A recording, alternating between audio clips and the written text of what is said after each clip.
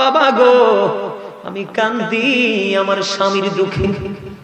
আর সুবহানাল্লাহ বলেন না। সুবহানাল্লাহ। এখনকার যুগের কয়টা নারী কান্দে স্বামীর জন্য? কথা বলেন না। মা কেন কান্দেন স্বামীর জন্য? বাবা গো আমার স্বামীটা 2 দিন 3 দিন 4 দিন পর্যন্ত আনাখানা থাকে, উপাস থাকে, এটা সহ্য করতে পারি না, আমি বিবি হিসেবে সইতে পারি না গো বাবা, এই জন্য আমি কান্দি। এবার আমার নবীজি বললেন সঙ্গে সঙ্গে ফাতেমাকে, মা আপনি আপনার জায়নামাজের একটা কোণা উল্টে দেন, ভেঙে দেন। বুঝে নেন, যখন মা ফাতেমা যখন জায়নামাজের একটা কোণ যখন ভেঙে দিল, ভেঙে দিতে দেরি রে, এবার চাইয়া দেখে স্বর্ণের বন্ধ স্রোত বয়ে যাচ্ছে। জোরে বলেন না। তুলে দেওয়া হলো, কান্না থামাতে পারে না ফাতেমা, কলিজা ছিঁড়ে বন্ধ, কলিজা ফেটে কান্না আসছে।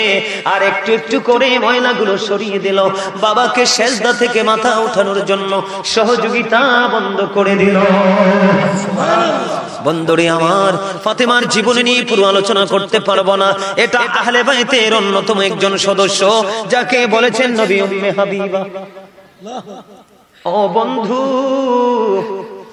আমার নবী বলেছে আমি যে তোমাদের কাছে এত নিয়ামত দিলাম, সত্য রাস্তাটা দেখিয়ে দিলাম, অপরাধ থেকে বেঁচে থেকে জান্নাতি হওয়ার জন্য সকল নিয়ামত দেখিয়ে দিলাম, এর বিনিময়ে আমি কিছুই চাই না রে, আমি চাই শুধু আমার পরিবারের ভালোবাসা।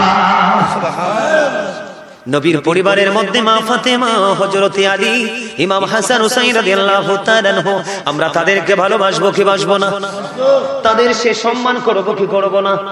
বন্ধু আমার দিকে তাকান, ডান বাম একটু তাকাবেন না, ডান বাম তাকানোর দরকার নাই, যেহেতু লোকাল গ্রাম, আশেপাশ দিয়ে বাচ্চা আসবে, জনে জন আসবে, সাউন্ড দিবে, আপনারা তাকাবেন না, আমার দিকে তাকান। আল্লাহ রাসূল বলতেছেন, আমি মা বোনদেরকে বিশেষ করে মিন করে বলছি, মা গো, ও সিমরানের আমার মা বোনেরা, সবাই হৃদয় কুলে শোনো গো, আমার নবী বলেছেন ফাতেমাতু সাইয়্যিদাতু নিসাই আহলিল জান্নাহ। আমার নবীজি বলেছেন mother Fatema is the leader of females in জান্নাহ। আমার নবীজি বলেছেন, ও সিমরানের আমার মা বোনেরা, গোটা পৃথিবীর আমার মা বোনদেরকে বলবো, মা ফাতেমাকে তোমরা ফলো করো, কারণ আমার নবীজি জানিয়ে দিলেন মা বোনদের জান্নাতি লিডারিনী সরদারিনী হবে ওই রাসূলের আহলে বাইতের অন্যতম সদস্য মা ফাতেমা।